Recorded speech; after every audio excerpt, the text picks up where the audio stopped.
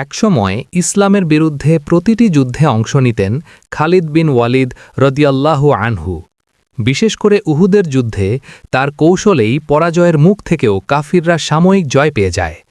কিন্তু সময় থেমে থাকে না। হুদাইবিয়ার সন্ধির পর তার হৃদয়ে শুরু হয় এক গভীর পরিবর্তন।